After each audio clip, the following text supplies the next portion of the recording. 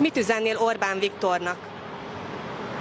Először is az, hogy oldjon már föl Facebookon, ugyanis a miniszterelnök engem letiltott. Kollégája, Mencer Tamás is letiltott, de az ő föloldását nem igénylem. Köszönöm szépen, az ő Facebook oldalára nem tartok igényt.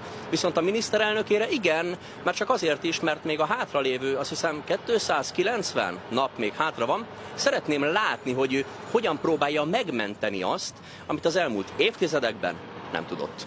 És illetve azt is szeretném üzenni, látni, hallani, hogy ugye bátran kiállt, és azt hirdette, hogy harcolni kell, bele kell állni a csatákban, vitázni kell, nem szabad hátrálni, nem szabad megfutamodni, minden vitába bele kell állni.